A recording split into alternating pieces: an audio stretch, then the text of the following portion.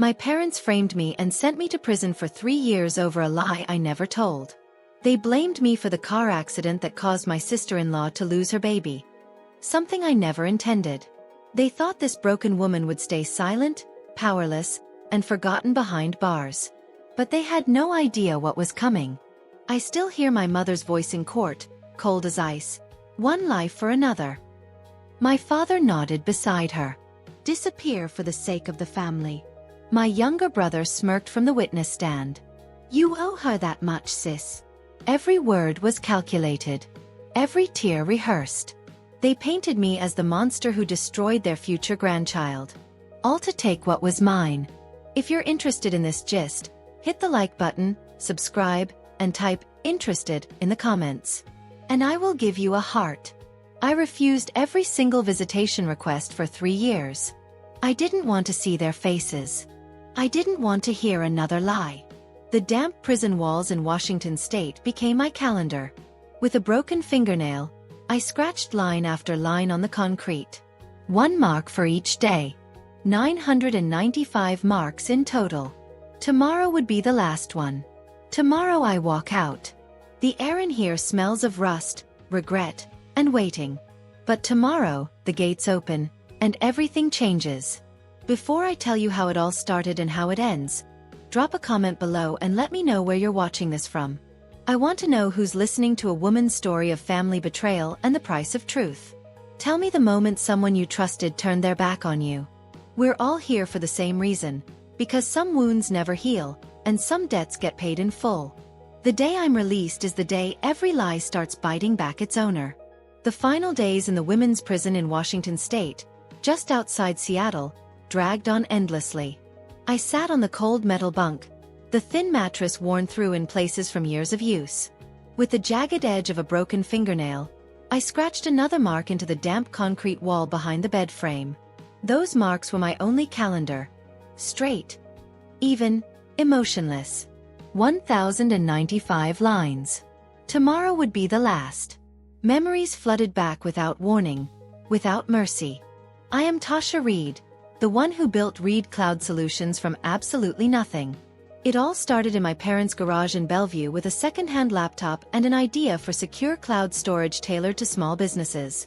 I worked non-stop, skipping college parties, turning down weekend getaways friends begged me to join. At 25, I landed my first paying client.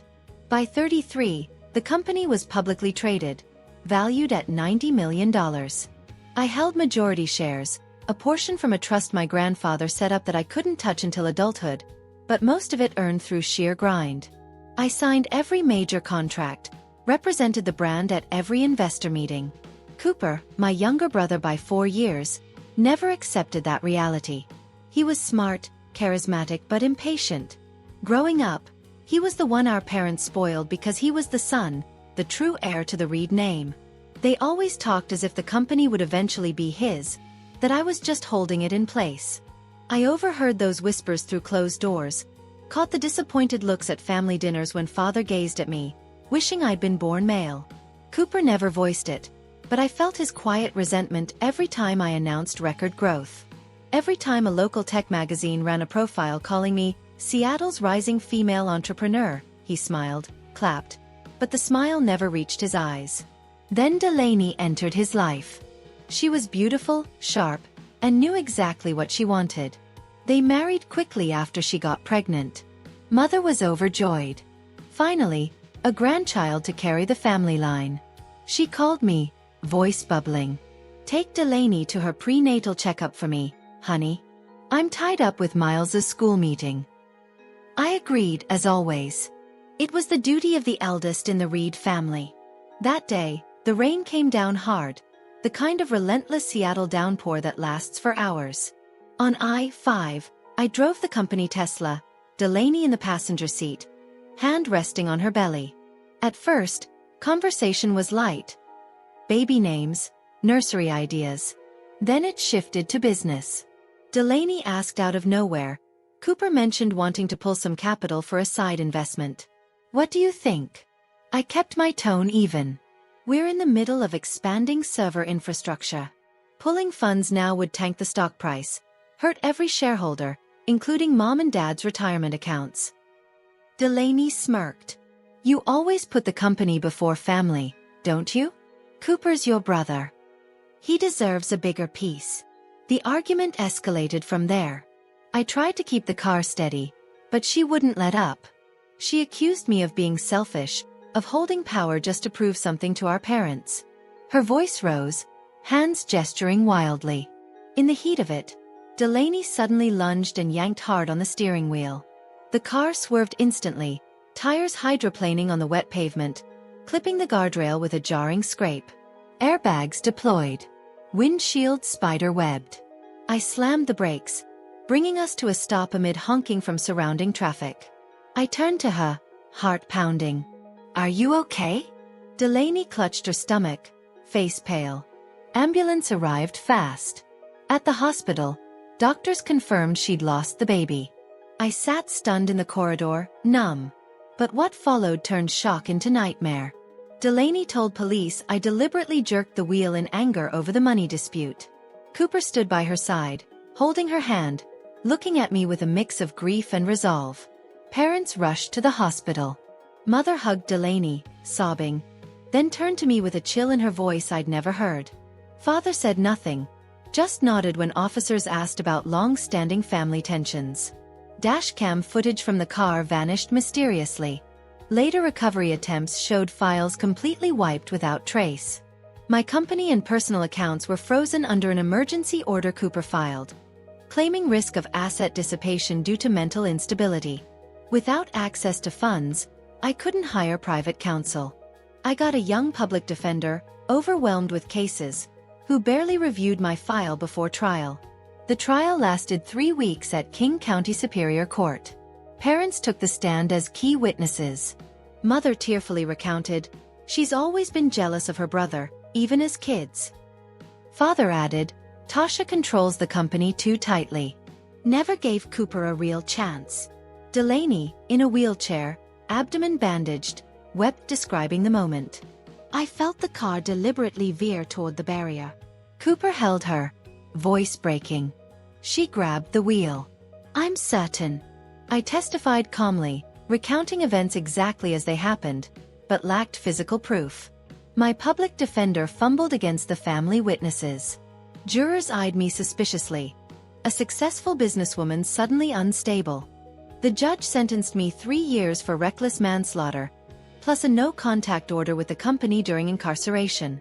When the gavel fell, I didn't cry. Just an empty cold spreading through me. Helplessness, that was all that remained. 3 years. 3 years for everything I'd built to be torn apart from the inside. But here's what nobody tells you about prison when your own blood puts you there. It doesn't break you the way they expect.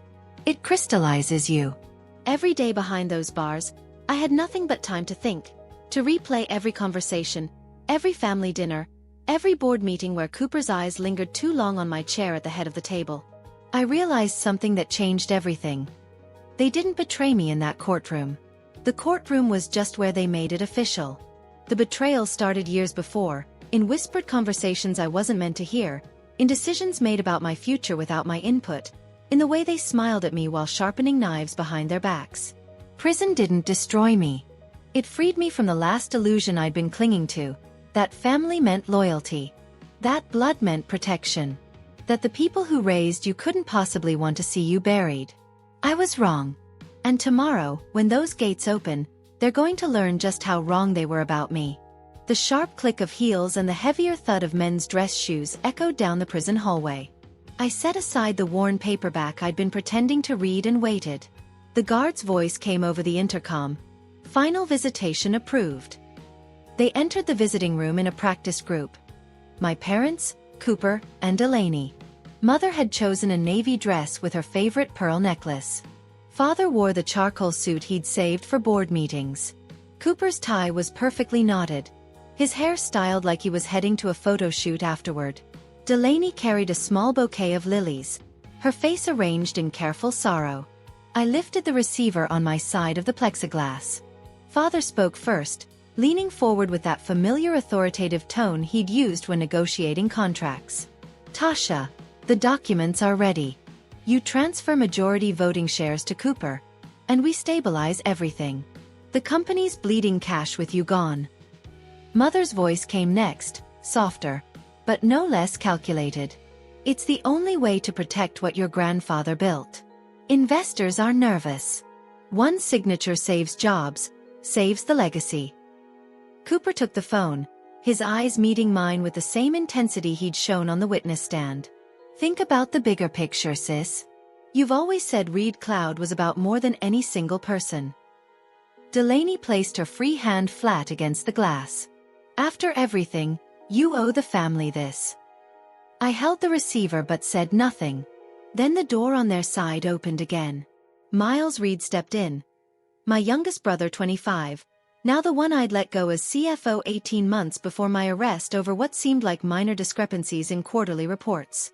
He wore a well-tailored gray suit, haircut short, looking more like a young executive than someone who'd been job hunting for years.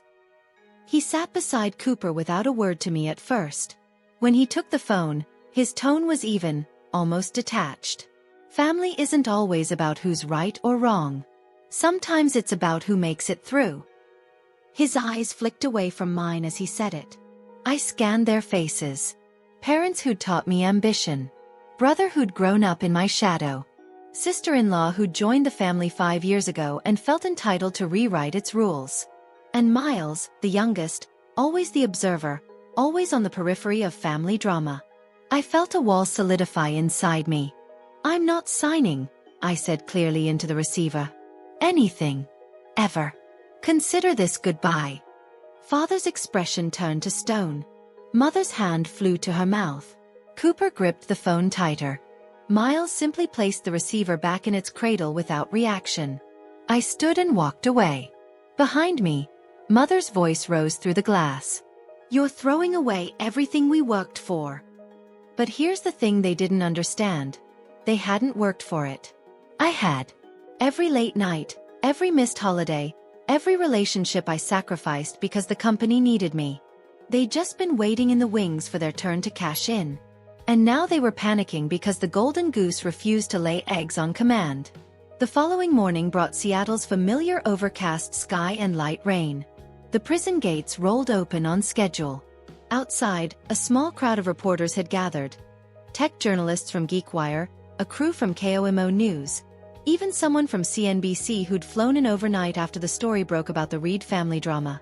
Cameras clicked as I walked out in jeans and a plain sweater, carrying nothing but a clear plastic bag of approved belongings.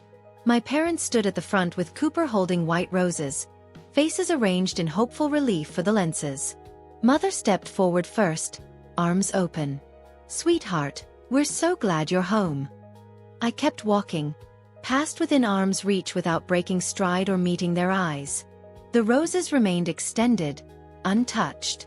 A sleek black Bentley glided to the curb. The rear door opened from inside. Ethan Harrison emerged, 34, Harvard Law, known for dismantling corporate fraud cases and never losing a boardroom battle. He'd declined Cooper's attempts to hire him 3 times in the past 2 years. Ms. Reed, he said loudly enough for nearby microphones to catch, your carriage awaits. I slid into the back seat. The interior smelled of new leather and subtle cologne. The door closed with a heavy soundproof thunk that muffled the sudden barrage of questions. Through tinted glass, I watched the scene shift. Reporters turned from my family to the car, shouting about who was picking me up and what it meant for Reed Cloud Solutions stock. Mother's arms dropped to her sides. Father's jaw worked silently. Cooper stared at the Bentley license plate as if memorizing it. Ethan settled into the driver's seat. He'd insisted on driving himself today. Penthouse is ready. Team's waiting.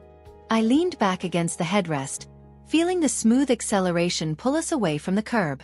Take the long way, I said. I want to see the city again. The car emerged into traffic. Behind us, my former family stood surrounded by cameras, their reconciliation photo op crumbling in real time. I didn't watch for long. Let me ask you something. Have you ever had someone who hurt you deeply try to hug you in public? Try to play the victim while cameras are rolling? It's a special kind of violation, isn't it? Because they're not just lying to you anymore. They're performing for an audience, trying to control the narrative, trying to make you look like the unreasonable one for not playing along. My mother standing there with her arms out, mascara running, looking like a grieving parent welcoming home her troubled daughter. That was the performance of her life. But I'd seen the real her in that courtroom. I'd heard the coldness in her voice when she testified against me. And no amount of tears or television cameras was going to make me forget it. The roses Cooper held? Probably cost him $200 from that fancy florist in downtown Bellevue. You know what would have cost him nothing? The truth. 3 years ago. In court. When it mattered. Faint Seattle light filtered through the floor-to-ceiling windows of the penthouse overlooking Elliott Bay.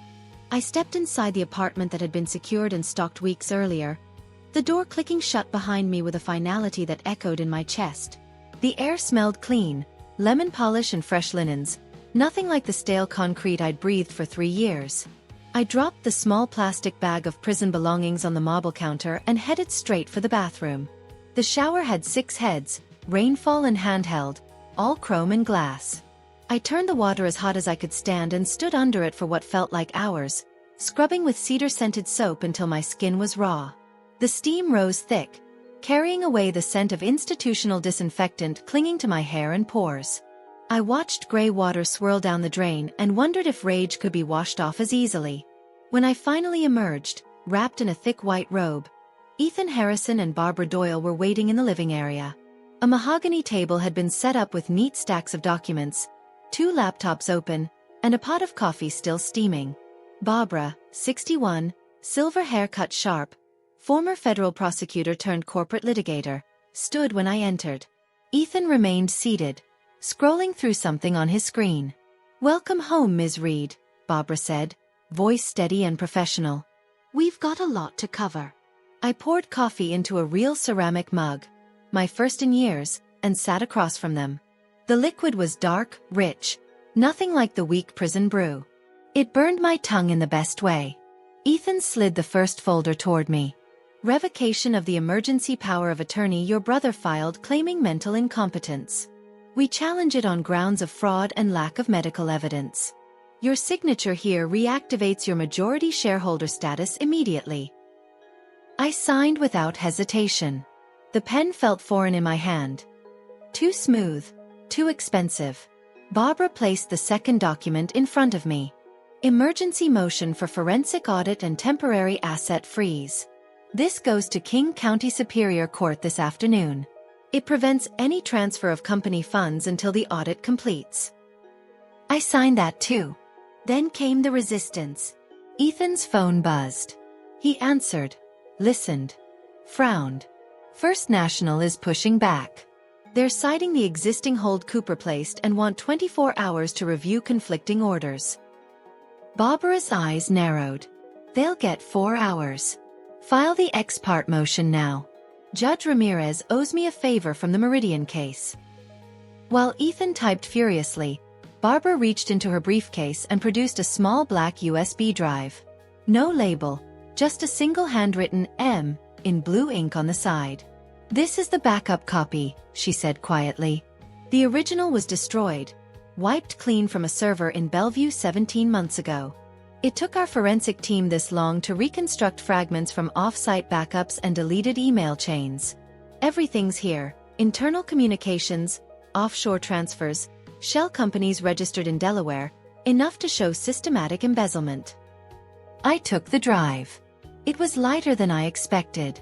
3 years of someone's careful work reduced to 8 grams of plastic and silicon. Ethan ended his call. "Motion filed. Hearing in 2 hours. Bank will comply or face contempt." I plugged the USB into the secure laptop they'd provided. Files opened in neat folders, spreadsheets with dates and amounts, email threads between Cooper and unknown accounts, invoices for services that never existed. Millions siphoned slowly, carefully, over years. My stomach turned, not from shock, but from the precision of it. This wasn't impulse. This was planning. My phone, the new one Ethan had handed me in the car, buzzed with notifications. Social media tags. News alerts. I ignored them. And here's what I want you to understand about betrayal at this level. It's never spontaneous. People don't wake up one morning and decide to destroy you. They plan it. They prepare for it. They have meetings about it, probably over dinner, maybe over drinks, definitely in rooms you're not invited to. While I was building the company, working 18-hour days, missing birthdays and holidays to close deals and secure funding, they were building the trap. And the worst part? I funded it. Every family dinner I paid for, every vacation I covered, every investment I made in their comfort and security. I was essentially paying them to plot against me. You want to know what real betrayal feels like? It feels like finding out you've been funding your own destruction. Across town at the Washington State Convention Center, the annual Northwest Tech Summit was in full swing. 800 attendees in the main hall, live streamed to thousands more. Cooper stood on stage in a Navy suit, mid-presentation about Reed Cloud Solutions' new enterprise security suite. The slide behind him showed projected revenue growth, numbers I'd never authorized. He gestured confidently to the partnership announcement with Pacific Data Systems, a $50 million deal that would have been the company's biggest yet. The audience applauded as he invited their CEO on stage for the ceremonial signing.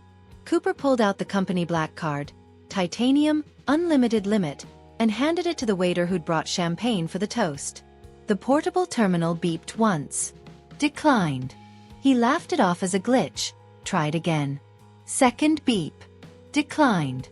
The third attempt drew murmurs from the front row. His phone vibrated against his thigh. He stepped aside to answer, face still smiling for the cameras. Mr. Reed, this is compliance at First National. All corporate accounts have been frozen per court order. Effective immediately. No transactions until further notice. The color drained from his face under the stage lights. The audience shifted uncomfortably. Someone in the back started recording on their phone. The Pacific Data CEO paused mid-handshake, expression turning wary. Cooper tried to salvage it, joked about technical difficulties all around today. But the moment was broken. Partners exchanged glances. Investors checked their phones. Within minutes, #ReedCloudCrisis trended locally. Back in the penthouse, I closed the laptop. The coffee had gone cold. Barbara gathered her papers. The freeze hits personal accounts linked to company funds too. Credit cards, lines of credit, everything. I nodded. For the first time in 3 years, I felt something approaching control. Ethan stood. We'll monitor reactions. Tomorrow we go public if needed. I walked to the window. Below, ferries crossed the gray water, lights from West Seattle twinkling in the distance. My city. My company. My life starting to come back piece by careful piece. The USB drive sat on the table like a small black bomb, waiting for the right moment. Now let me tell you what was happening in real time while Cooper's world imploded on that stage. His assistant was frantically trying to reach him between sessions. His personal credit card, the one he used for everything from his morning Starbucks to his Tesla payments, declined at a gas station that afternoon. Delaney called him 17 times in the span of an hour because their joint account showed zero available balance. His mortgage payment, set to auto-draft the next morning, was about to bounce. The country club where he networked every Wednesday sent an email about his overdue membership fees. And the private school where he'd already enrolled his future kids. Yeah, that deposit was getting refunded.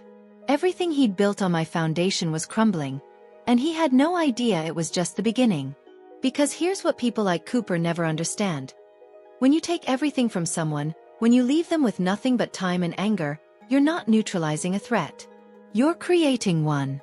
You're giving them 3 years to plan, to think, to connect dots you thought you'd erased.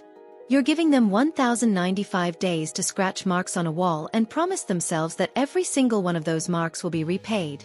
Morning light filtered through the penthouse windows as Cooper's phone began vibrating incessantly on the bedside table.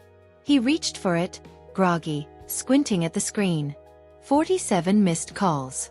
Texts from his assistant, board members, investors, all marked urgent. The first message from his executive assistant read, "Call immediately. Medical records leaked." He opened the link she sent. A scanned document from Swedish Medical Center, dated 3 weeks before the accident. Diagnosis: Spontaneous miscarriage due to prolonged work-related stress. No mention of trauma. Delaney's signature on the discharge papers, acknowledging the loss. His stomach dropped. He scrolled further. The file had been submitted as an exhibit in the emergency audit motion filed yesterday, then obtained by TechCrunch and the Seattle Times overnight. Headlines already live. Reed Cloud Solutions CEO's wife lost pregnancy before alleged accident. Questions swirl around founder's conviction. Cooper threw off the covers and stormed downstairs to the kitchen where Delaney was pouring coffee. She turned, smiling at first, then froze at his expression. Is this true? He shoved the phone in her face. Delaney glanced at the screen and set her mug down carefully. Cooper, answer me. Did you lose the baby before the crash? She crossed her arms. Yes. He felt the room tilt. And you let all of us testify that Tasha caused it? Delaney's voice stayed level. You wanted her out. The company was slipping from your grasp. I saw an opportunity. An opportunity? His shout echoed off the high ceilings. You sent my sister to prison for 3 years over a lie. Our lie, she corrected coolly. You believed it because you wanted to. You needed her gone to take control. He paced the marble floor, hands raking through his hair. The board's meeting emergency session today. Investors are pulling term sheets. That Pacific Data deal is dead. Delaney picked up her coffee again. Then fix it. Deny everything. Say the records are forged. They're not forged. They're from Swedish. Your doctor. Your signature. He stopped in front of her. How could you look me in the eye every day knowing this? Because you never asked, she said simply. You were too busy celebrating your new title. The silence stretched heavy between them. Outside, a news helicopter thumped overhead, circling the Bellevue neighborhood. Cooper's phone rang again. His father's name on the screen. He ignored it. You're not the victim here, Delaney continued. We both wanted the same thing. I just made it happen. He stared at her, really seeing the calculation behind the pretty face he'd married. Get out. What? Pack your things. I want you gone by tonight. Delaney laughed bitterly. With what money? Your accounts are frozen too. Remember. He had no answer for that. And right here, pause with me for a second. This is the moment I want you to really sit with. Because this is where the facade cracks. This is where Cooper realizes he didn't marry a partner. He married a co-conspirator. And the thing about co-conspirators is they're only loyal as long as the plan is working. The second things fall apart, the second the money dries up, the second consequences start knocking on the door, they turn on you faster than you turned on your own blood. Delaney didn't love Cooper. She loved what he represented. Access, wealth, status, power. And when those things evaporated overnight, so did her act. But here's the beautiful irony. Cooper did the exact same thing to me. He didn't betray me because he hated me. He betrayed me because I represented an obstacle between him and what he wanted. So watching him experience that same transactional cruelty from someone he trusted? That wasn't just karma. That was poetry. That was the universe holding up a mirror and saying, look closely. This is who you are. Across the water in downtown Seattle, the Reed Cloud Solutions lobby buzzed with unusual energy. Staff whispered in clusters. Security had doubled at the doors. I walked into the executive conference room where a small press setup waited. 3 cameras, half a dozen reporters from local outlets and Bloomberg. Barbara had advised keeping it short and factual. No emotions. I stepped to the podium in a simple black blazer, hair pulled back. Flashes popped. Thank you for coming on short notice, I began, voice steady. As majority shareholder and founder of Reed Cloud Solutions, I am announcing an independent forensic audit of all company finances effective immediately. This audit will be conducted by an outside firm with full cooperation from law enforcement if required. Questions erupted instantly. Ms. Reed, what about the medical records released last night? Is this related to your brother's management? Are criminal charges being considered? I raised a hand. Certain documents have come to light that raise serious questions about events leading to my wrongful conviction. The truth will emerge through proper channels. Until then, I am resuming my role as chairman. My focus is protecting this company and the thousands of employees who depend on it. One reporter pushed forward. Do you believe your family deliberately framed you? I met the camera directly. The evidence will speak for itself. Justice has a way of surfacing eventually. I stepped away from the podium after exactly 8 minutes. No follow-ups. Barbara escorted the press out. In the hallway afterward, Ethan handed me fresh printouts. Social media mentions were exploding. Stock had dipped 12% at open but stabilized after my announcement. Board wants an emergency vote on leadership transition, he said. Let them, I replied. We'll be ready. Back at the penthouse that evening, I stood at the window watching ferries cross the Sound. My phone showed missed calls from Mother's number. 23 in total. I didn't answer. The lies were unraveling faster than they'd been woven. And for the first time, I wasn't the one paying the price. But let me be clear about something. This wasn't about revenge. Not really. Revenge is messy, emotional, uncontrolled. This was about correction. This was about restoring order to a system that had been corrupted. Think of it like this. Imagine you built a house with your own hands, brick by brick, nail by nail. Then someone comes along, forges some documents, and kicks you out of your own house. They change the locks, repaint the walls, host parties where they tell everyone how they built this amazing house.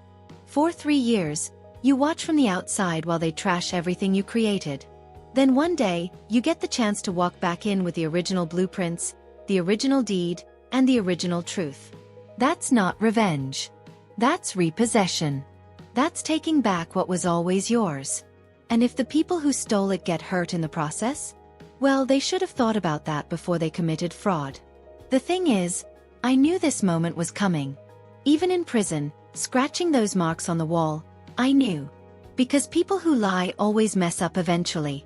They get comfortable. They get sloppy. They forget that the truth doesn't disappear just because you bury it.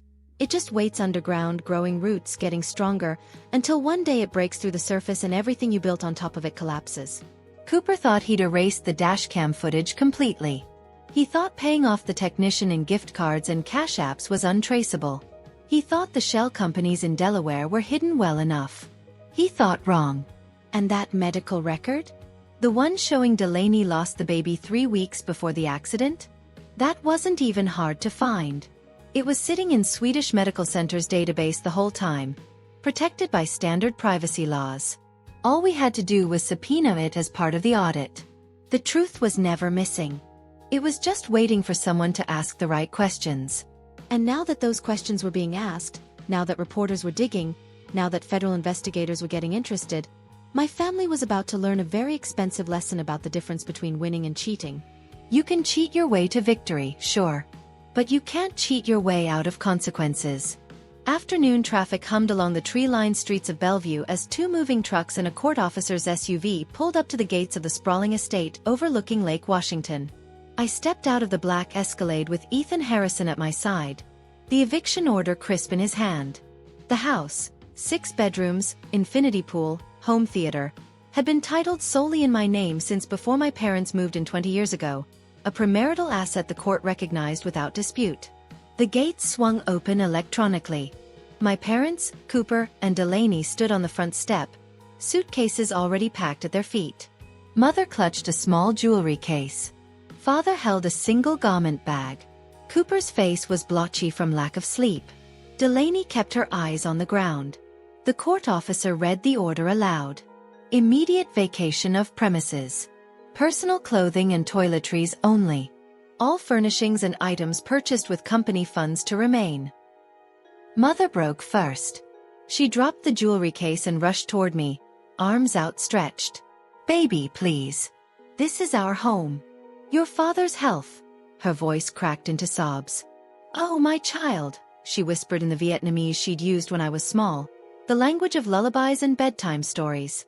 Father stood rigid, but his hands trembled at his sides. The man who'd built boardrooms and closed million-dollar deals couldn't meet my eyes. Cooper stepped forward next. Tasha, think about what you're doing. This will be all over the news. The company stock. It's already all over the news, I said quietly. Miles arrived then, pulling up in his Audi. He parked and walked up the driveway slowly, hands in his pockets. To anyone watching, he looked like the concerned youngest son trying to mediate. He placed a hand on Mother's shoulder. She's angry right now. Give her space. Then to me, voice gentle. Sis, maybe cool off a little. They're still our parents. His eyes held mine for a second longer than necessary. Steady, knowing. Cooper dropped to his knees on the stone steps. Miles, talk to her. You're the only one she might listen to. My youngest brother looked down at him. Expression unreadable. You made your choices, he said simply, then turned away. Delaney finally spoke. Voice bitter. You're enjoying this, aren't you? I didn't answer. Neighbors had begun gathering behind the gates. Tech executives, doctors, the kind of people who valued privacy above all else. But phones were out. Recording. A news van from Cairo 7 pulled up, camera rolling from the street. The movers began carrying out marked items. Artwork purchased through company expense accounts, the custom Italian kitchen appliances, the home gym equipment built as an executive wellness program. Mother sank to the steps, sobbing into her hands. Father finally moved to help her up, but his legs seemed unsteady. Cooper remained on his knees until Ethan politely suggested he stand for the officers. 30 minutes later, they stood outside the gates with 3 suitcases and 2 duffels. The only items they could prove were purchased with personal funds. The gates closed electronically behind them with a soft click. Across the street, a neighbor I'd waved to for years filmed on her phone. By evening, clips circulated on Nextdoor, then Twitter, then local news sites. Reed family eviction. Tech founders' revenge became the headline. I watched from the doorway as the trucks pulled away. The house felt suddenly empty. Echoes louder. Miles lingered last. You okay? He asked quietly when the others were out of earshot. I nodded once. He squeezed my arm briefly, the only physical contact we'd had in years, then walked to his car. The sun dipped behind the Olympics, turning the lake gold. Inside, after the movers locked up, I stood alone in the foyer that still smelled faintly of Mother's perfume. The silence heavier than any argument we'd ever had. For the first time, I wondered if revenge felt like victory or just another kind of loss. But then I remembered something. This wasn't their home. It never was. I bought this house with my first major exit, years before Cooper even graduated college, years before Delaney existed in our lives, years before my parents decided their daughter was worth less than their son. They'd lived here as guests. Comfortable, entitled guests who forgot they were living in someone else's house, spending someone else's money, enjoying someone else's success. And you know what's wild? They never said thank you. Not once in 20 years. Not when I paid off Father's medical bills after his heart surgery. Not when I covered Mother's sister's immigration lawyer fees. Not when I bought Cooper his first car, paid for his MBA, set him up with an executive position he didn't earn and couldn't handle. They took it all as if it was owed to them. As if my success was a family resource they could withdraw from whenever they wanted. So when people ask me how I could evict my own parents, my answer is simple. They evicted me first. From my company, from my freedom, from 3 years of my life I'll never get back. I just made it official with paperwork. But here's the part that nobody talks about when they judge women like me for being too harsh or unforgiving. Where was that energy when they testified against me in court? Where were the think pieces about family loyalty when my mother cried on the stand, calling me jealous and unstable? Where were the concerned neighbors filming on their phones when my father nodded along to lies that sent me to prison? Selective morality is fascinating, isn't it? When powerful people destroy the weak, it's strategy. When the weak fight back, it's cruelty. When men protect their assets, they're smart businessmen. When women do it, we're vindictive. When parents betray children, we're supposed to understand their perspective, consider their feelings, give them grace. But when children hold parents accountable, Suddenly we're monsters. We're cold. We're ungrateful. We've gone too far. Well, let me tell you something. I didn't go far enough when I trusted them. I didn't go far enough when I gave them second chances, third chances, opportunities to come clean before the trial. I didn't go far enough when I stayed silent for 3 years, refusing their visitation requests instead of screaming the truth to anyone who would listen. Going too far would have been doing to them what they did to me. Lying under oath, fabricating evidence, destroying their lives with false accusations. What I did, that was just basic property law. This house is mine. Get out. That's not revenge. That's Thursday. The days that followed the eviction were a blur of legal motions and media coverage. Barbara filed motion after motion, freezing assets, demanding discovery, deposing witnesses. Ethan worked his contacts in the tech community, quietly letting investors know that leadership changes were coming and they should hold their positions. The stock stabilized, then started climbing as confidence returned. But the real work was happening behind the scenes, in conference rooms and courthouse hallways, in forensic accounting offices where specialists traced money through layers of corporate shells like archaeologists brushing away dirt to reveal bones. And the bones they found told a story. A story of systematic theft that started small. Padding expense reports, inflating vendor invoices, creating fake consulting contracts for friends who kicked back percentages. Then it grew. Offshore accounts in the Cayman Islands. Shell companies in Delaware with names similar enough to legitimate vendors that accountants wouldn't question them. Wire transfers labeled as infrastructure investments that went to personal accounts. It was sophisticated. It was patient. It was years in the making. Cooper had been stealing from the company. From me. Long before the accident, long before the trial, long before I went to prison. The prison sentence wasn't the crime. It was the cover-up. It was the solution to a problem he'd created by embezzling millions. Because here's what I pieced together with Barbara's help. I was getting close to discovering the theft. Those minor discrepancies I'd fired Miles over? They were breadcrumbs leading to Cooper's scheme. Miles had actually been trying to flag them, trying to show me something was wrong, but I was too focused on expansion, too trusting of my own brother to see it. So Cooper needed me gone. Not just removed from day-to-day operations. Completely eliminated from the picture. He needed me discredited, powerless, unable to access records or ask questions or follow the money trail. And what better way to do that than to frame me for a crime so heinous, so emotional, so tied to family tragedy that nobody would question it. Think about the planning that required. First, Delaney had to be in on it, which means Cooper married someone who was either already morally flexible or became that way under his influence. Second, they had to create an opportunity. Hence the prenatal checkup, the drive in the rain, the isolated stretch of I-5 where Delaney could grab the wheel without witnesses. Third, they had to eliminate evidence. The dashcam footage, wiped clean by a technician Cooper had researched and contacted weeks in advance. Fourth, they needed family cooperation. Mother and father testifying, painting me as jealous and unstable, selling the narrative to a jury. And fifth, they needed me to be unable to defend myself. Frozen accounts, no access to private counsel, a public defender who couldn't fight back effectively. Every piece was deliberate. Every move was calculated. This wasn't a crime of passion. This was premeditated destruction.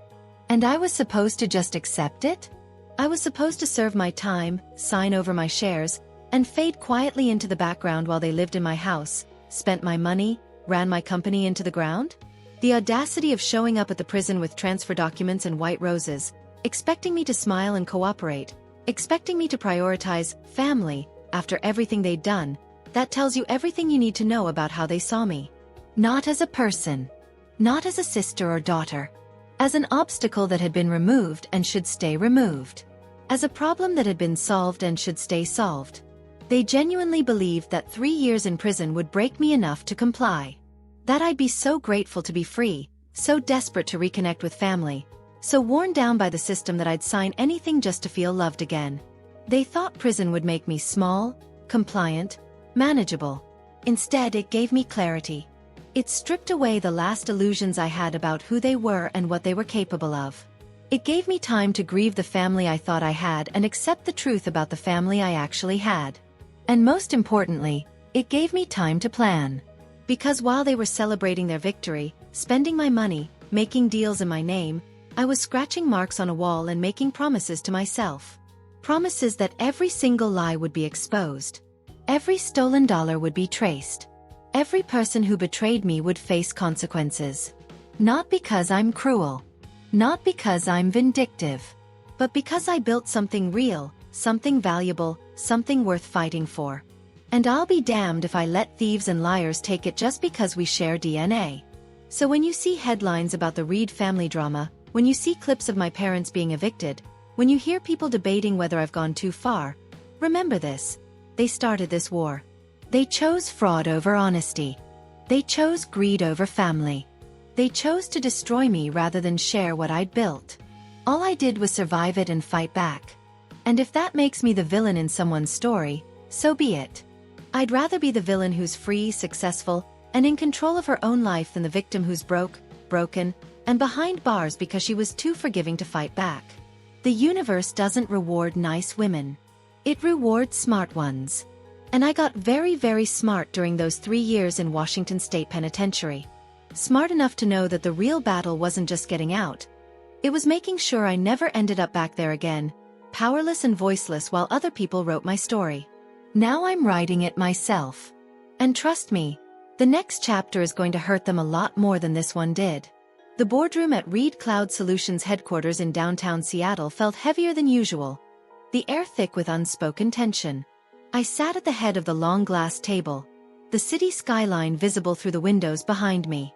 All 12 board members were present. Some in person, others on video links from San Francisco and New York. No one spoke as they waited for me to begin. I opened the emergency meeting with a simple statement. We're here to address leadership and financial irregularities uncovered in the ongoing audit. Barbara Doyle stood beside me, projecting the first slide. A timeline of suspicious transactions dating back 3 years. The room shifted uncomfortably. The door opened. Miles walked in carrying a thick accordion folder, his expression calm but determined. He placed it on the table with a soft thud that seemed to echo. With the board's permission, he said, I'd like to present additional evidence. A few members exchanged glances. Miles had been invited as an observer. His shares from Mother's Trust gave him that right, but no one expected this. He opened the folder and began laying out documents. Printed emails, bank statements, signed invoices for non-existent consulting services, offshore accounts in the Caymans linked to shell companies, payments to a private investigator who'd tailed me before the accident, bribes to the dashcam technician, small amounts routed through gift cards and cash apps. I started collecting this the day Tasha fired me, Miles said quietly. Those minor accounting errors weren't random. They were the first signs of systematic embezzlement. I pretended to stay neutral with the family to keep access. Every dinner, every holiday, I documented what I could. He met my eyes briefly. I chose her side that day. I just needed time to prove why. The room erupted in questions. One director from the venture fund demanded verification. Barbara confirmed the chain of custody, everything forensically imaged, timestamps intact. I let the discussion run for 10 minutes before calling for a vote. Motion to remove Cooper Reed from all positions effective immediately and refer findings to federal authorities. Hands rose one by one. Unanimous. Cooper wasn't present. He'd been asked not to attend pending investigation, but his removal was official by the end of the hour. And right here, I need you to understand what Miles risked. He didn't just collect evidence. He lived a lie for 18 months. 18 months of sitting at family dinners, smiling, nodding, playing the loyal youngest son while secretly photographing documents, recording conversations, copying files. 18 months of watching me sit in prison, knowing the truth, unable to tell me because one wrong move would tip off Cooper and destroy everything. Do you know how much strength that takes? How much discipline? Most people can't keep a secret for 18 days, let alone 18 months. But Miles did it because he understood something fundamental that the rest of our family forgot. Integrity isn't about what you say, it's about what you do when no one's watching. It's about choosing right over easy, truth over comfort, justice over family dinners. And it cost him. Cooper stopped inviting him to board meetings. Mother questioned why he wasn't dating, wasn't networking, wasn't doing more with his life. Father made passive-aggressive comments about wasted potential. But Miles kept his head down, kept collecting evidence, kept building the case that would eventually bring them all down. Because that's the thing about being the youngest. Everyone underestimates you. They think you're naive, inexperienced, not smart enough to see what's really happening. Cooper certainly thought that. He brought Miles into family discussions about handling Tasha, never suspecting that Miles was memorizing every word, every plan, every admission of guilt. They talked openly in front of him about the forged testimony, the wiped dashcam footage, the strategy for keeping me locked up and compliant. They treated him like furniture, like background noise, like someone too insignificant to worry about. And that arrogance? That complete dismissal of the youngest Reed? That's what destroyed them. Because while they were busy patting themselves on the back for successfully framing me, Miles was in the corner with his phone, recording everything. While they celebrated my conviction with expensive dinners and champagne. Yes, they actually celebrated. Miles was photographing receipts, noting dates, building a timeline. While they divided up my company like vultures picking at a carcass, Miles was quietly, methodically, patiently constructing their prison. Now, some of you might be wondering, why didn't Miles just go to the police immediately? Why wait 18 months? Why let me sit in prison while he gathered evidence? Fair question. And the answer is simple. Because going to the police without ironclad proof would have accomplished nothing. It would have been my word against the entire families, and we already saw how that turned out in court. Miles needed more than accusations. He needed documentation. He needed patterns. He needed evidence so overwhelming, so undeniable, that even the best lawyer's money couldn't explain it away. And that takes time. Embezzlement isn't one transaction. It's hundreds of transactions spread across years, hidden in legitimate-looking paperwork, disguised as normal business expenses. Following that trail, connecting those dots, proving intent and conspiracy? That's not a weekend project. That's a career-level investigation. So Miles did what I would have done in his position. He played the long game. He sacrificed short-term comfort for long-term justice. And it worked.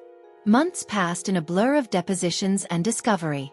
The U.S. Attorney's Office in Seattle took the case. Wire fraud, embezzlement, perjury, conspiracy. The federal trial lasted 6 weeks at the United States District Court in downtown Seattle. Prosecutors painted a clear picture. Greed disguised as family loyalty. My parents took plea deals for reduced sentences, 18 months each for perjury and conspiracy to commit fraud. They avoided prison time beyond what they'd already served awaiting trial, but lost voting rights in the company trust. Delaney testified against Cooper in exchange for probation and community service. Her role initiating the false accusation earned her 5 years probation and a permanent criminal record. Cooper fought hardest. His defense claimed everything was aggressive but legal business strategy. The jury didn't buy it. Guilty on all counts. 10 years federal prison, no parole eligibility for 7, plus restitution of $12 million. The amount traced directly to his schemes. I sat in the front row every day of sentencing. Mother cried quietly when her name was called. Father stared straight ahead, face blank. Delaney wouldn't look at anyone. When Cooper's turn came, the judge recited the charges: embezzlement, wire fraud, conspiracy to commit perjury and the wrongful conviction of Tasha Reed. Cooper finally turned to me as the marshal approached to cuff him. His mouth formed my name, but no sound came out. I met his gaze without flinching. The confusion, the anger, the plea. It was all there. But so was mine. 3 years lost, a company nearly destroyed, trust shattered beyond repair. They led him away last. The courtroom doors closed with a heavy finality. Outside, reporters waited, but I slipped out a side exit with Barbara. The Seattle rain had started again, soft and steady. In the car, she asked if I wanted to make a statement. No, I said.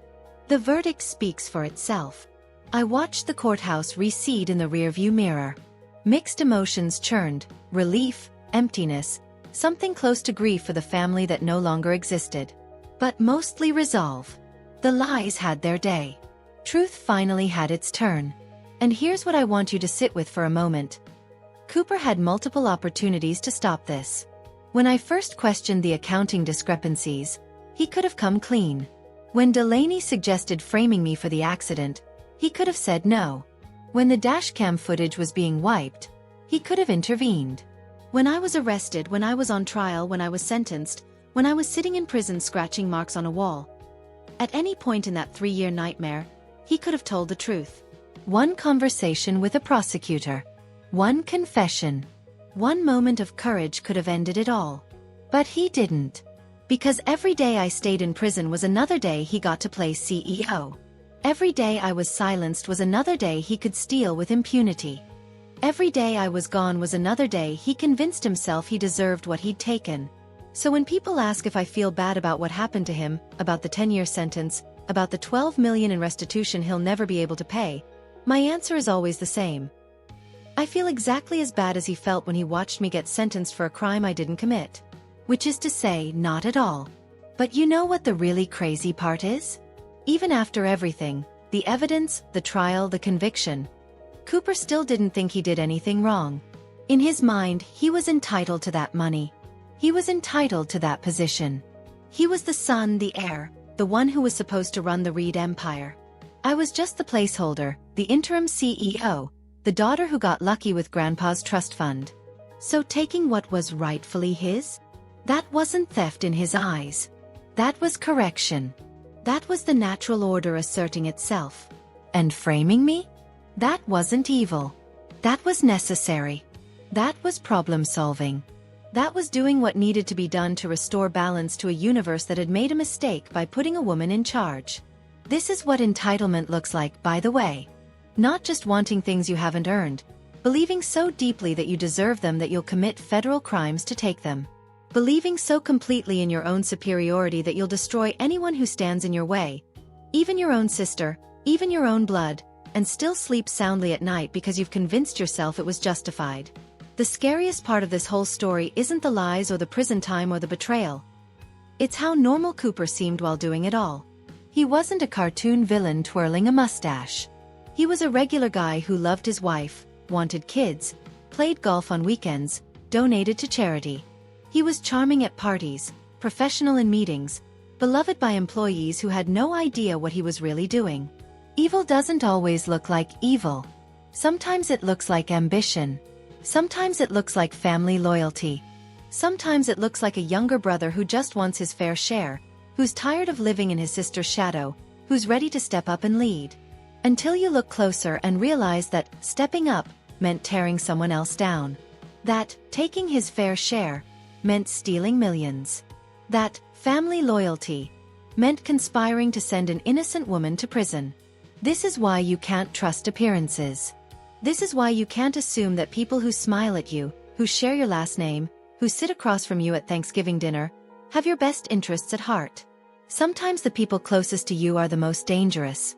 Not because they're strangers who might hurt you, but because they're family who definitely will. And my parents? They enabled all of it. They saw what Cooper was doing. Maybe not the full extent of the embezzlement, but definitely the lies about the accident, definitely the false testimony, definitely the conspiracy to frame me. And they chose him. They chose the son over the daughter. They chose the heir over the founder. They chose tradition over truth. Mother crying in Vietnamese, begging me to understand, trying to use our language, our culture, our history as leverage. That was the most manipulative thing she could have done. Because she knew what those words meant to me. She knew that speaking Vietnamese was our private language, the language of intimacy and trust, the language she used when I was sick or scared or needed comfort. And she weaponized it. She tried to use our bond, our shared heritage, our mother-daughter connection to manipulate me into giving up everything I'd built. That's not love. That's emotional warfare. And father? His silence was louder than any testimony. The man who taught me about business, about integrity, about building something that lasts. He stood in court and nodded along while prosecutors painted me as unstable and dangerous. He could have stopped it with one word. One objection. one refusal to participate. But he didn't. Because when it came down to it, when he had to choose between his daughter's freedom and his son's ambition, he chose wrong. And now he gets to live with that choice for the rest of his life. 18 months in federal prison might not sound like much, but it's 18 months more than they deserve to walk free after what they did. And losing voting rights in the company trust? That's permanent. That's a daily reminder that they betrayed the wrong person, that they bet on the wrong child, that they chose greed over integrity and lost everything.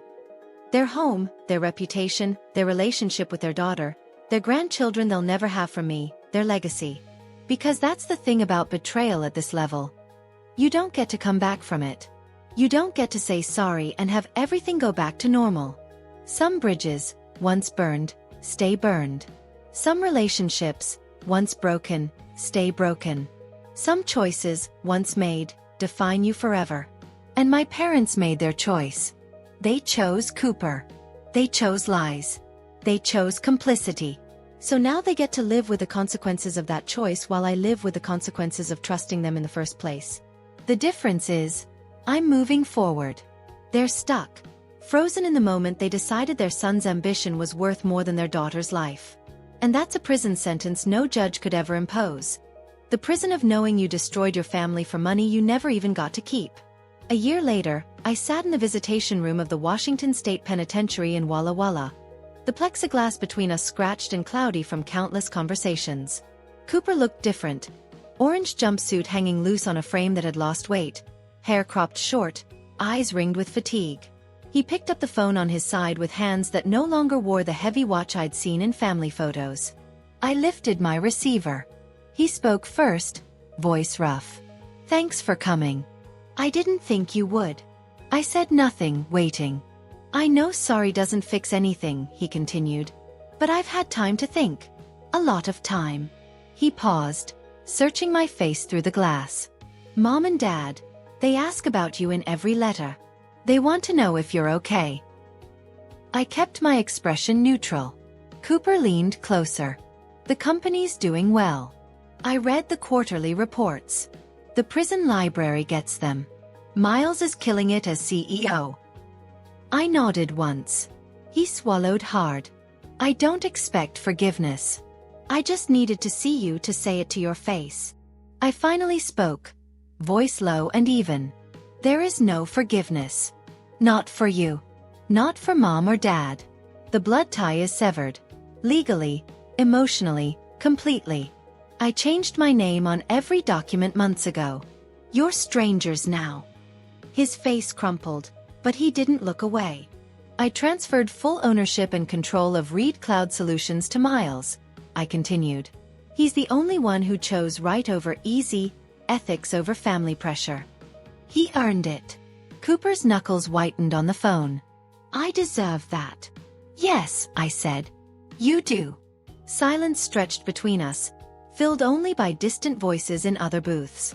When the guard signaled time, Cooper pressed his palm to the glass. "If you ever..." I hung up without waiting for the rest. Walking out into the dry eastern Washington air, I felt the weight I'd carried for 4 years shift. Not gone, but different. Lighter, perhaps. 3 years stolen. Youth that won't return. The stress of prison had taken its toll. Doctors confirmed I'd likely never carry a child now, the trauma too deep on body and mind. Trust in blood family shattered beyond repair. But refusing forgiveness isn't weakness. It's protection. It's choosing to guard what's left of myself instead of handing it over to be broken again. Greed can destroy a family from within, turning love into leverage, loyalty into liability. It starts small, resentment over shares, whispers about inheritance, then grows until people justify anything to get what they feel entitled to. True loyalty isn't automatic with DNA. It's chosen. Miles proved that, risking everything to stand for what was right when it cost him the most. I drove west toward Seattle, the Cascades rising in the distance.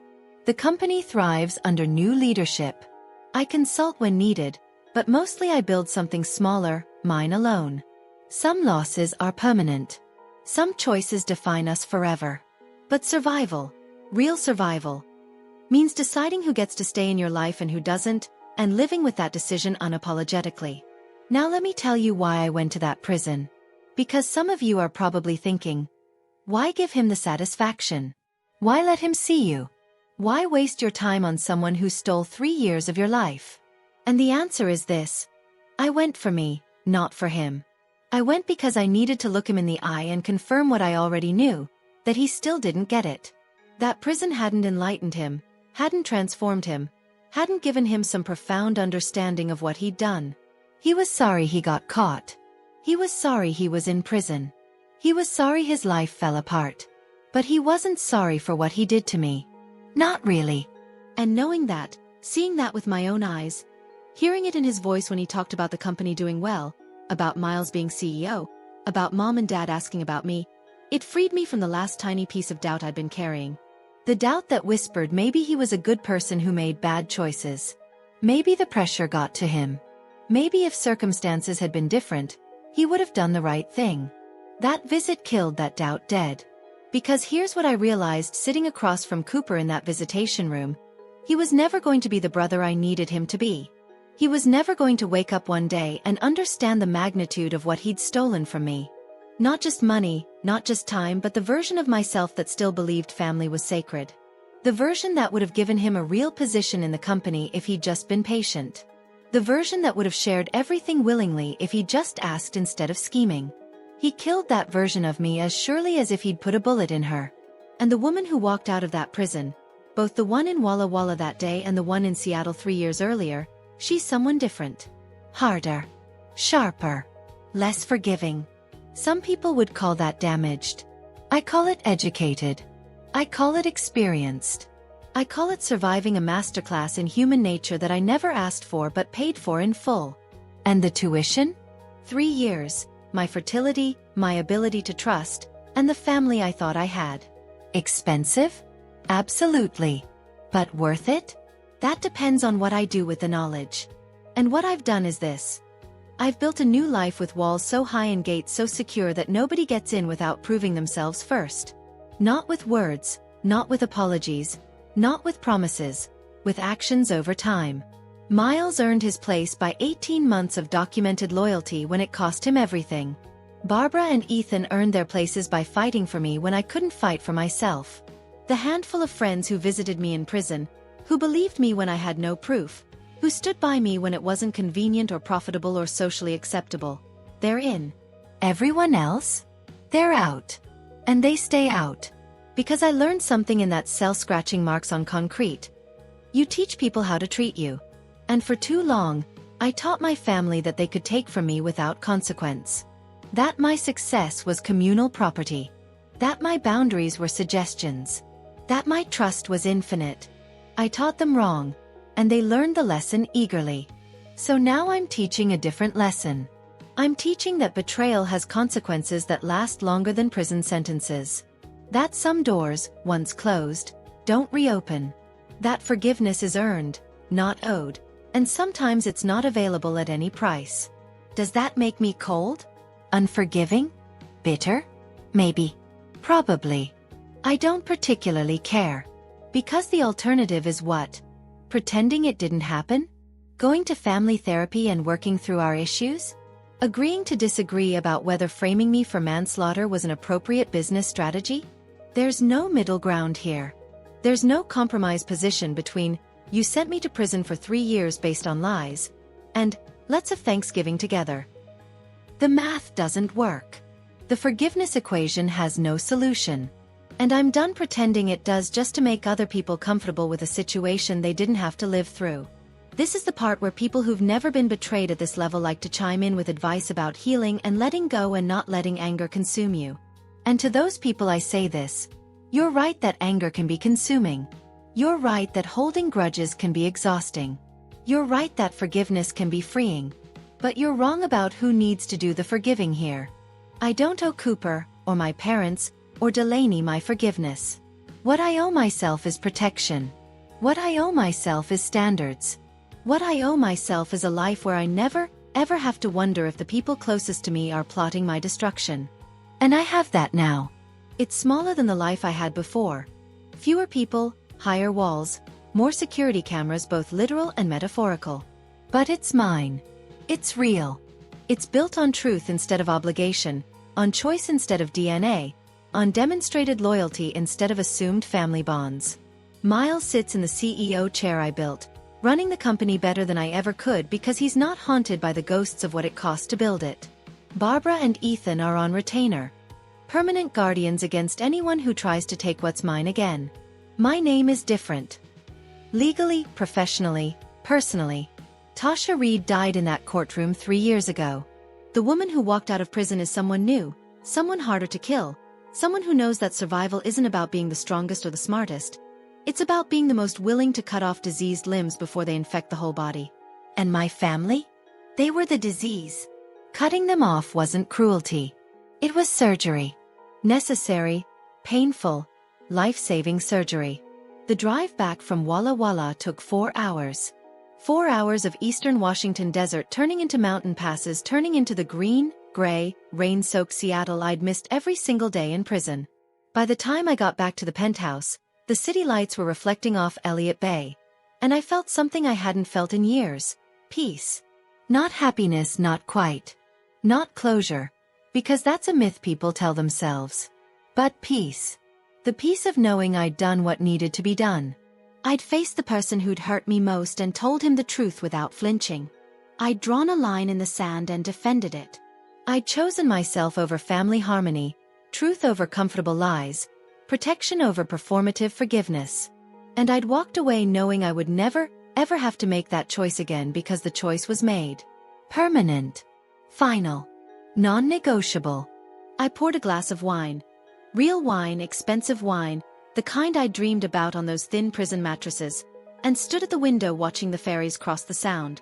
Somewhere out there, my parents were living in a small apartment in Tacoma, their retirement accounts decimated by legal fees, their social circle shattered by scandal, their legacy reduced to cautionary tales told at Seattle tech meetups.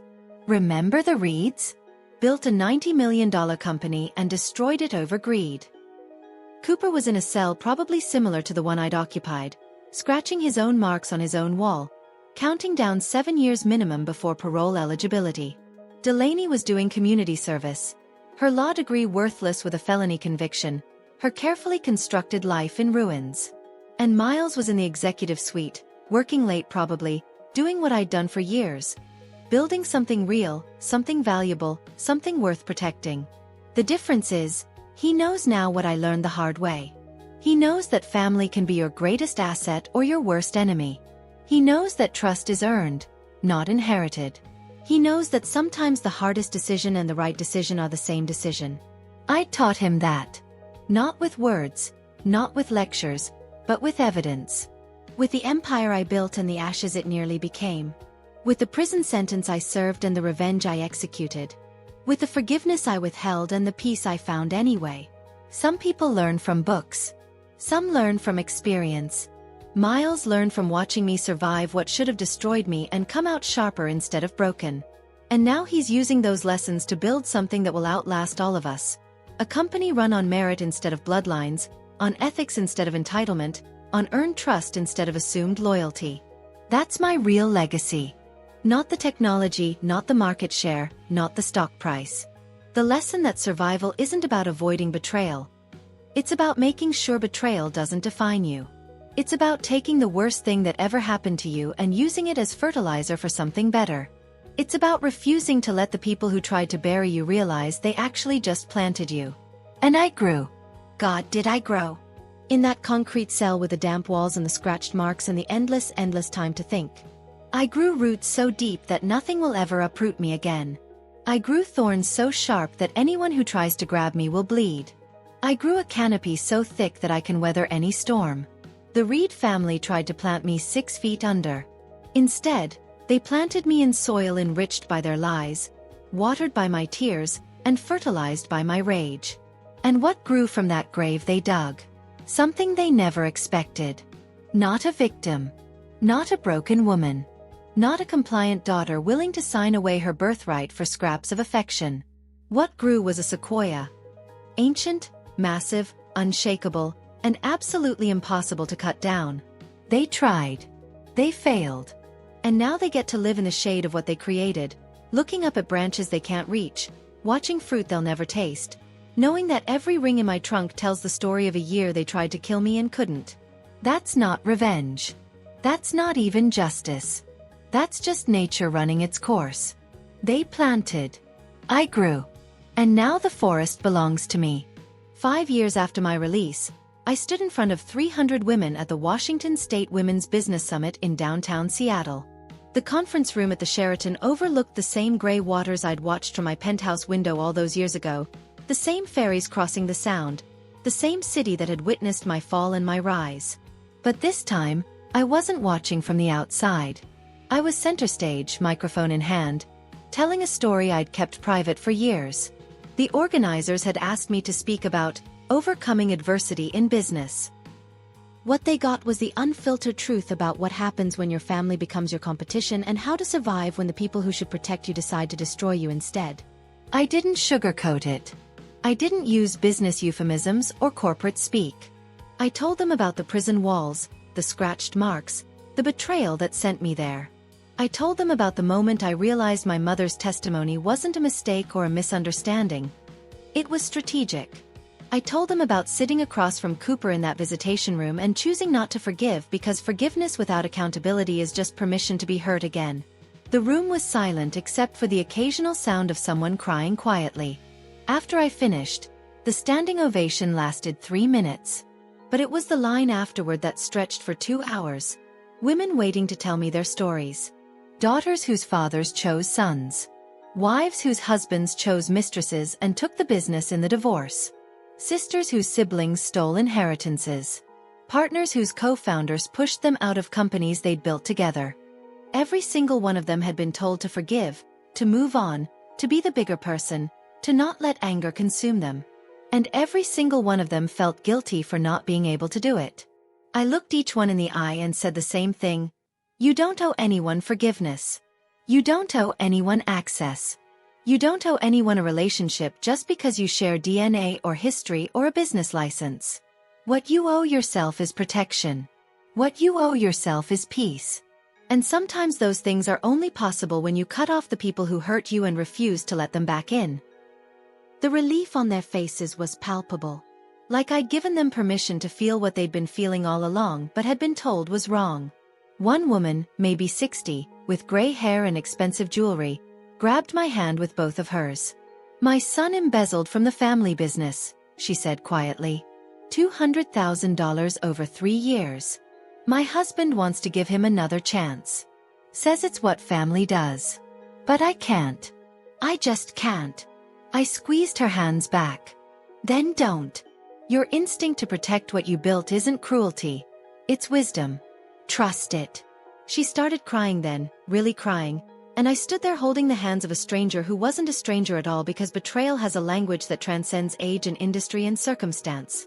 We all speak it. We all recognize each other. We're a tribe nobody wants to join, but once you're in for life. The women who chose themselves over family harmony. The women who drew lines and defended them. The women who refused to set themselves on fire to keep others warm. That night, back in my apartment, smaller than the penthouse now, cozier, more me, I got an email from Miles. Subject line: saw the video. Someone had recorded my speech and posted it on YouTube. It had 40,000 views already, climbing by the minute. Miles's email was short. You're helping people understand it's okay to protect themselves. Mom called me after she saw it. She's upset. Dad too. They want to know if there's any way to reach you. I told them no. Hope that's still correct. I wrote back immediately. That's correct. Thank you for being the wall between me and them. I know it's not easy. His response came within minutes. It's the easiest thing I do. They made their choice. You made yours. I made mine.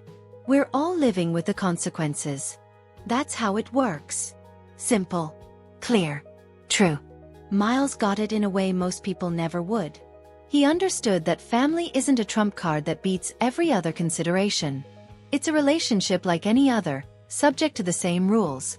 Treat people well or lose them. Simple as that. The video kept climbing. 100,000 views. 500,000. A million. Comments poured in from every corner of the internet. Some people called me inspiring. Some called me cold. Some shared their own stories of family betrayal. Parents who stole identities, siblings who contested wills, children who financially abused elderly relatives. Some told me I needed therapy to work through my anger. Some told me I was a role model for women who'd been taught their whole lives that maintaining relationships was more important than maintaining boundaries. I read all of it, absorbed all of it, and felt completely at peace with the polarization. Because here's the truth. Everyone who's been betrayed at this level understands immediately. They get it viscerally.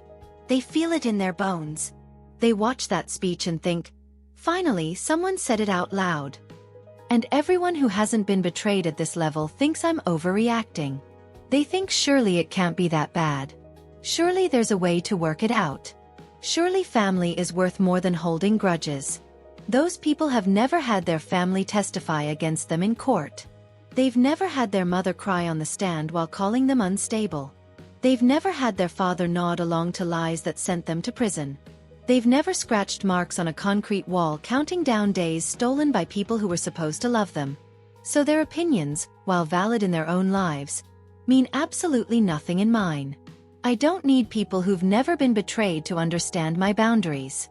I need them to respect them. Big difference. One requires empathy and shared experience. The other just requires basic human decency. And if someone can't respect boundaries they don't understand, that tells me everything I need to know about whether they belong in my life. They don't.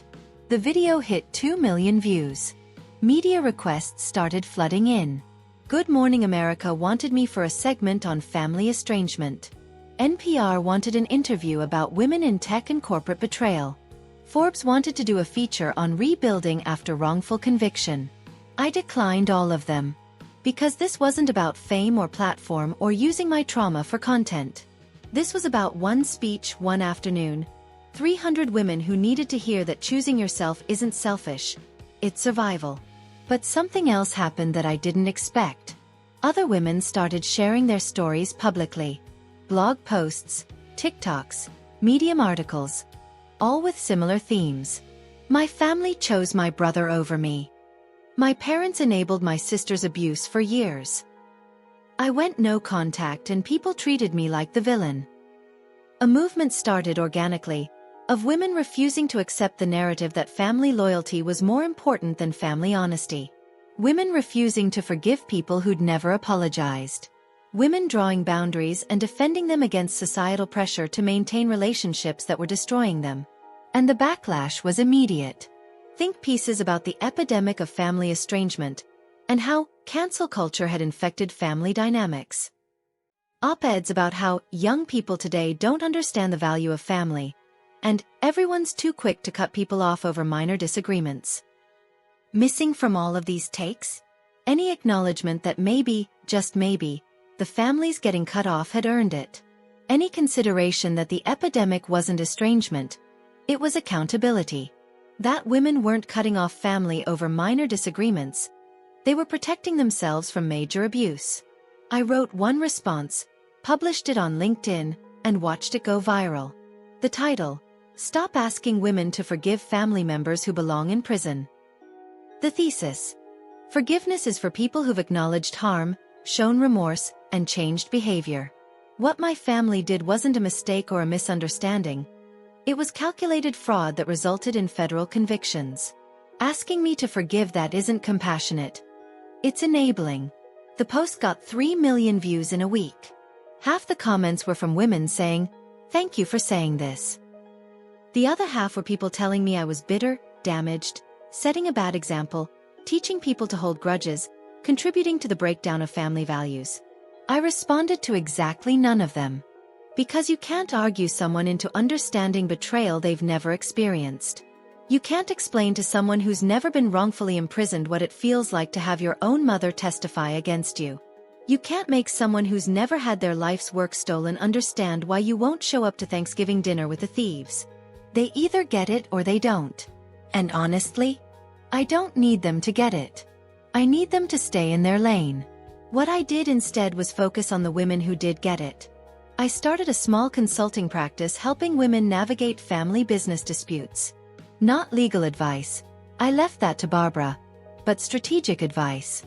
How to protect assets before relationships deteriorate. How to document everything. How to recognize the warning signs that someone's loyalty is shifting. How to build evidence quietly while maintaining appearances. How to know when to fight and when to walk away. Basically, I taught them everything I wished I'd known before the accident, before the trial, before the prison sentence. I taught them to be paranoid, to be prepared, to trust their instincts when something feels wrong because something probably is wrong. I taught them that hope is not a business strategy, and family is not a security clearance. I taught them that the best time to protect yourself is before you need protection, and the second best time is right now. The practice grew quietly through word of mouth. No advertising, no social media presence. Just women referring other women who needed help navigating the specific hell of family betrayal in business contexts. My clients were CEOs whose brothers were embezzling.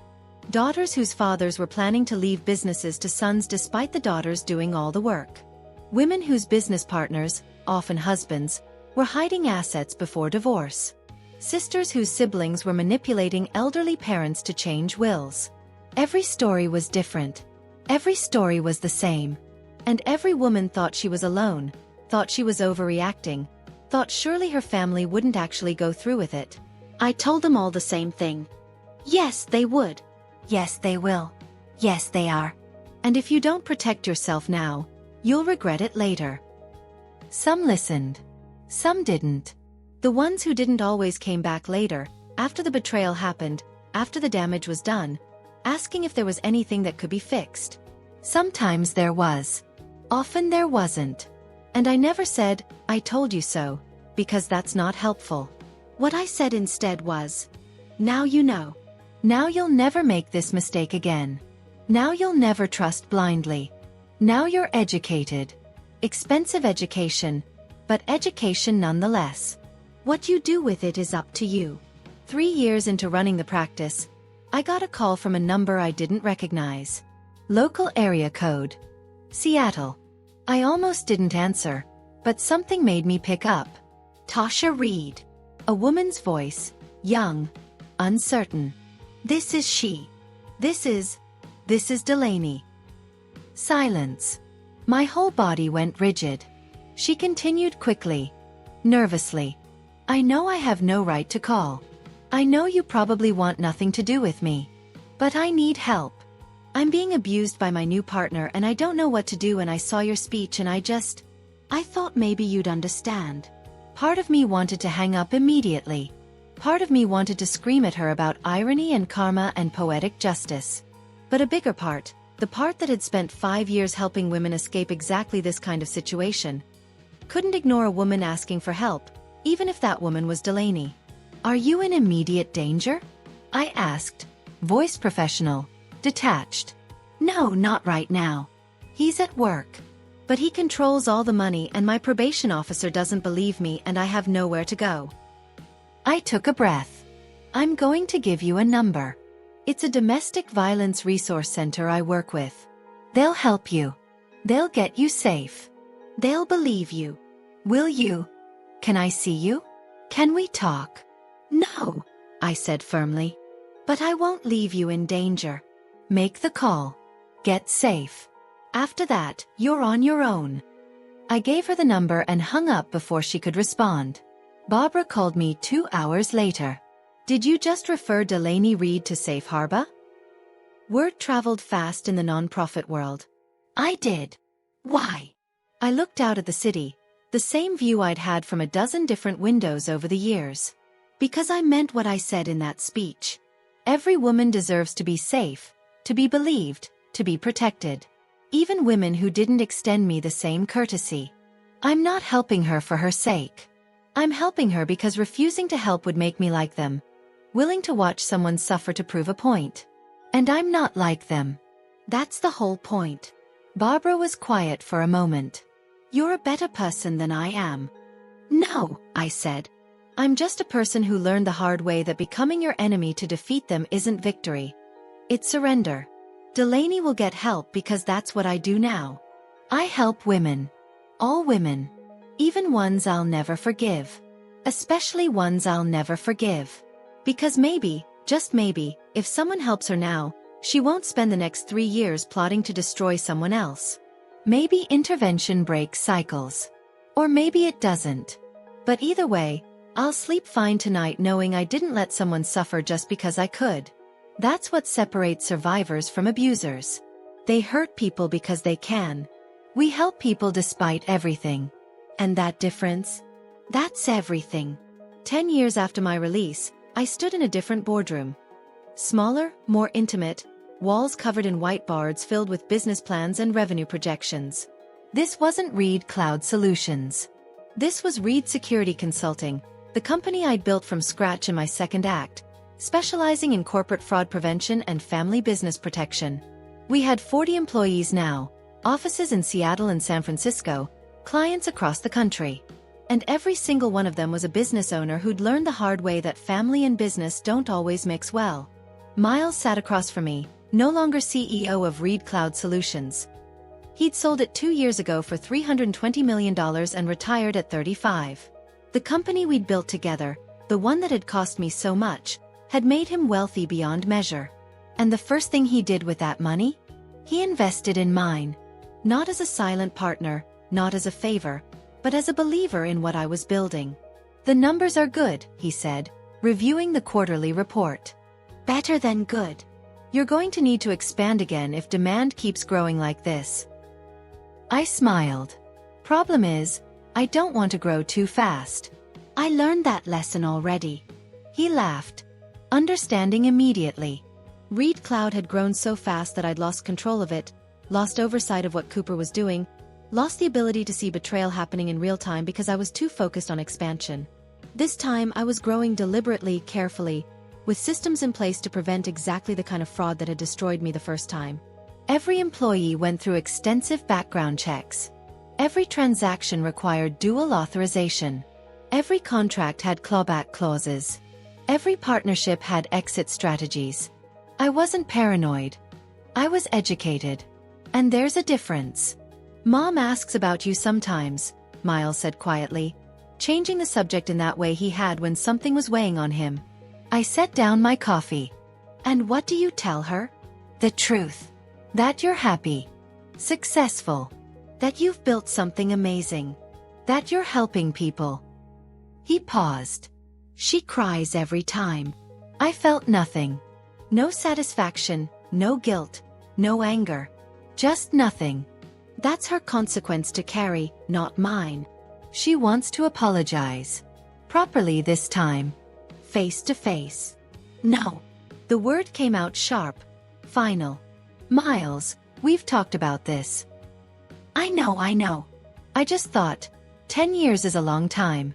People change. She's 73 now. Dad's 76. They don't have much time left. Then they'll die without my forgiveness, I said calmly. And that's the legacy they chose when they testified against me in court.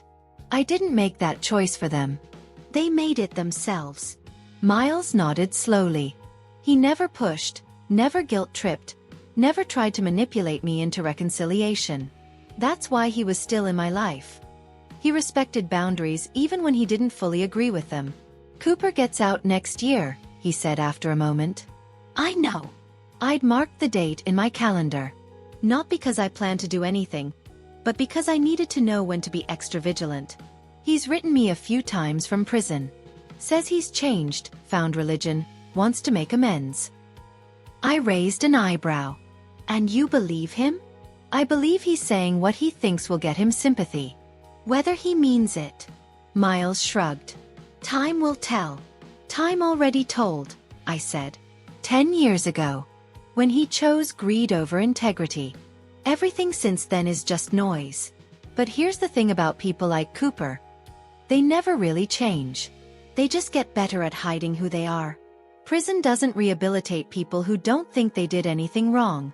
It just teaches them to be more careful next time, to hide their tracks better, to tell more convincing lies. Cooper spent 10 years in federal prison not reflecting on the harm he caused, Not genuinely transforming into a better person, but nursing his resentment and planning his comeback. I knew this because I knew him. Because I'd watched him operate for 33 years before he betrayed me. Because I'd seen the calculation behind his eyes, the entitlement in his posture, the absolute conviction that he deserved what I had built. And 10 years in an orange jumpsuit doesn't erase that. It just redirects it. So when Miles told me Cooper was writing letters about redemption and second chances, I heard what he was really saying. Cooper was laying groundwork. Building a narrative. Creating a story where he was the victim of circumstances, the prodigal son who'd learned his lesson, the reformed criminal who deserved another chance. And somewhere someone would believe it. Someone always does. Because people want to believe in redemption. They want to believe that everyone deserves a second chance. They want to believe that family reconciliation is possible if everyone just tries hard enough. I used to be one of those people. I used to believe that good intentions and hard work could overcome any obstacle. That family meant unconditional support. That blood was thicker than water, and all those other cliches we tell ourselves to avoid the uncomfortable truth that some people are just broken in ways that can't be fixed. Prison didn't just take 3 years of my life. It took my innocence about human nature. It showed me what people are capable of when they want something badly enough. It taught me that the scariest monsters don't hide under beds or lurk in dark alleys. They sit across from you at Thanksgiving dinner. They smile in family photos. They tell you they love you while plotting your destruction. And once you learn that lesson, you can't unlearn it. You can't go back to trusting blindly. You can't return to the naivety of believing that family will always choose you, protect you, stand by you. Because you know better now. You've seen the receipts. You've read the emails. You've heard the testimony. You've counted the marks on the wall. And that knowledge changes you fundamentally. It makes you harder, yes. Less forgiving, absolutely. But also more discerning. More protective. More willing to walk away from situations that smell wrong because you've learned the hard way that your instincts are usually right. The meeting with Miles ended, and I walked back to my office. Corner view, naturally, overlooking Elliott Bay. The same water I'd watched from prison through tiny windows. The same ferries crossing back and forth. The same city, but a completely different life. My phone buzzed. Text from Barbara. Just got word Cooper's parole was approved. He'll be out in 6 weeks instead of 12. Good behavior. I stared at the message for a long moment, then typed back. Thanks for the heads up. No action needed on our end. Just monitoring. She responded immediately. Restraining order? Not yet. Let's see what he does first. No sense borrowing trouble. But I was already thinking ahead. Already gaming out scenarios. Would Cooper try to contact me directly? Probably not. That would violate the terms of his release. Would he try to go through Miles? Possibly. Through mutual acquaintances? Likely. Would he try to rebuild his reputation, restart his career, worm his way back into the tech community?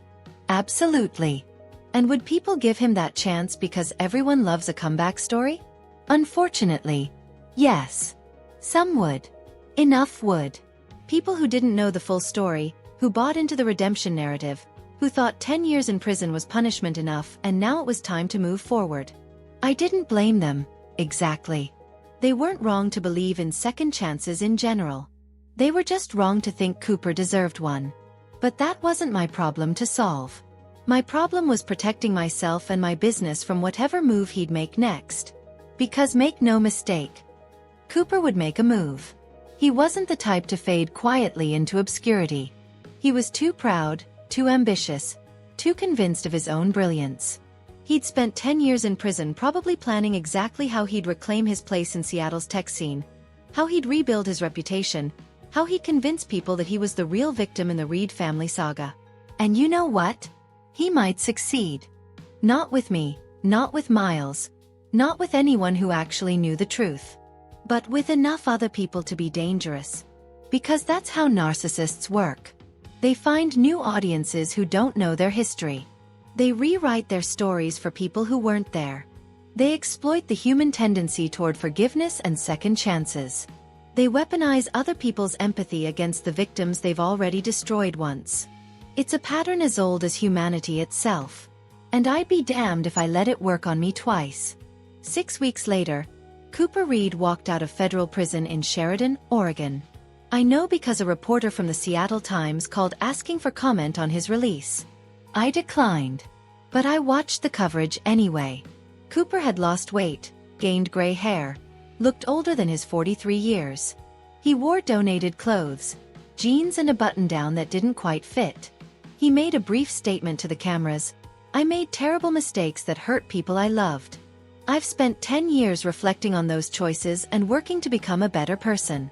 I'm grateful for the second chance and committed to making amends however I can. Textbook. Perfectly calibrated.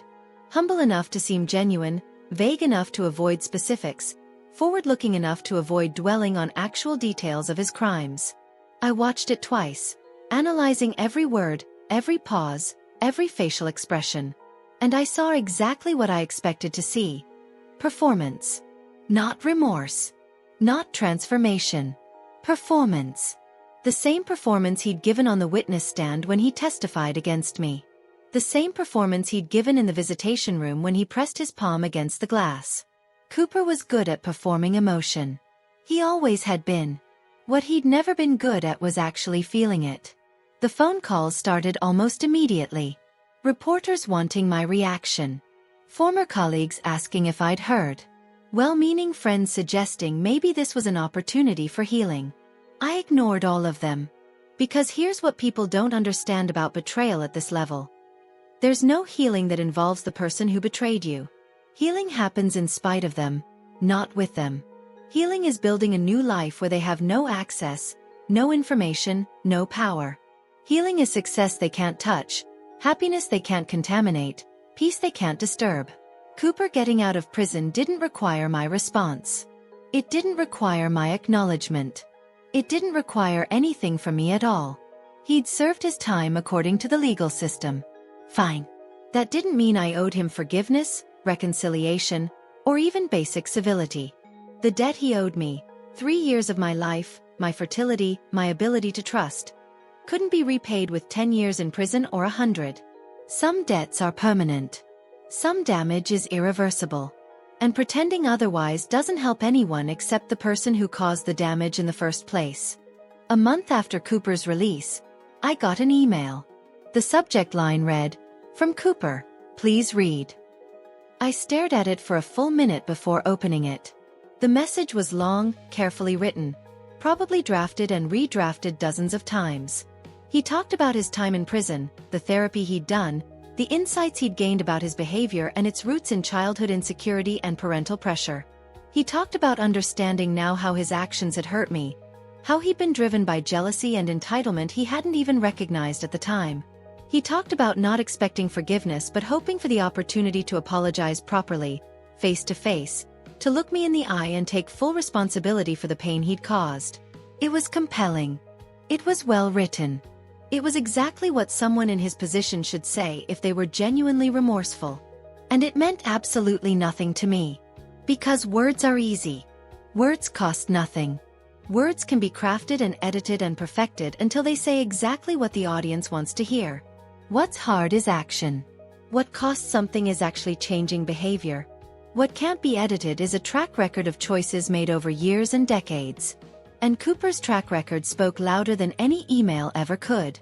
I read it 3 times, then forwarded it to Barbara without comment. She called me 10 minutes later. "What do you want to do with this?" "Nothing," I said. "Archive it. If he escalates, we'll need documentation." "But I'm not responding." "Good," she said. "Because this reads like the opening move in a longer game." That's what I thought too. He's testing boundaries. Seeing if you'll engage. Once you engage, he's got an opening to push for more. Which is exactly why I'm not engaging. Exactly. Barbara paused. "For what it's worth, I think you're handling this perfectly. A lot of people in your position would feel obligated to respond, to at least acknowledge his attempt at apology. But you don't owe him that. You don't owe him anything." "I know," I said. "And I meant it. 10 years ago, I might have felt guilty for not responding. I might have worried that I was being too harsh, too unforgiving, too cold. But 10 years of building a life where my boundaries were respected, where my decisions were honored, where my peace was prioritized had taught me something crucial. Guilt is often just internalized pressure from people who benefit from you not having boundaries. And I didn't feel guilty anymore. I felt free. So here's where I am now, 10 years after walking out of that prison, 10 years after choosing myself over family reconciliation, 10 years after refusing to forgive people who'd never actually apologized for the right things. I'm successful. I'm happy. I'm surrounded by people I trust because they've earned it over time through consistent action. I run a company that helps other women avoid the mistakes I made. Trusting too easily, giving too many chances, prioritizing family harmony over self-protection. I sleep well at night. I don't wonder what my parents are doing or how Cooper's adjusting to life outside prison. I don't carry anger anymore. That burned out years ago, replaced by simple indifference. They're not villains in my story anymore. They're not anything. They're just people who used to know me, who made choices that cost them access to who I became. And the woman I became? She's someone I'm proud to be. Harder than the woman who went to prison, yes. Less trusting, absolutely. But also more discerning, more resilient, more clear about what she will and won't tolerate. Prison was supposed to break me. Betrayal was supposed to destroy me. Family rejection was supposed to leave me isolated and powerless. Instead, it freed me. It freed me from the obligation to maintain relationships that were destroying me. It freed me from the belief that family loyalty was unconditional regardless of behavior. It freed me from the need to be liked or approved of by people whose judgment I didn't respect. And that freedom? That's worth more than any reconciliation, any apology, any relationship with people who proved they couldn't be trusted with the gift of knowing me. So to everyone watching this who's struggling with a similar decision, whether to forgive family who betrayed you, whether to give another chance to people who've already shown you who they are, whether to maintain relationships that cost you peace to preserve, here's what I want you to know. You don't owe anyone access to your life. You don't owe anyone forgiveness. You don't owe anyone a relationship just because of shared history or DNA. What you owe yourself is protection, peace, and the freedom to build a life where you're safe from people who've proven they'll hurt you when it serves them. Choose yourself. Set boundaries and defend them. Walk away from people who make you smaller, even if they're family. Especially if they're family. Because the most dangerous betrayals come from the people closest to us, and the most important loyalty is the loyalty we show ourselves. That's my story. That's my truth. From wrongful conviction to successful business owner, from betrayed daughter to woman who built a life on her own terms, from victim to survivor to someone who helps other survivors do the same. The marks I scratched on that prison wall don't haunt me anymore. They remind me. They remind me that I survived. That I counted every day knowing freedom was coming. That I promised myself justice and delivered it. That I walked out of those gates and into a life worth living, worth protecting, worth defending against anyone who tries to take it, including family. Especially family. Because I learned the hard way that the people who should love you most are sometimes the people who'll hurt you worst. And the only way to survive that is to love yourself more than you need their approval. I do. I did. And I always will. That's not bitterness. That's not coldness. That's not being unforgiving. That's called survival. And I'm damn good at it. If my story resonates with you, drop a comment below. Tell me where you're watching from. Tell me your story of betrayal and survival. Tell me the moment you chose yourself over family expectations. We're building a community here. A tribe of people who understand that sometimes the strongest thing you can do is walk away and never look back. And to Cooper, to my parents, to Delaney, to anyone who thinks 10 years or 20 years or 50 years will change my boundaries. They won't. This is permanent. This is final. This is the consequence of your choices. Live with it the way I lived with mine. The difference is, I'm thriving. Are you?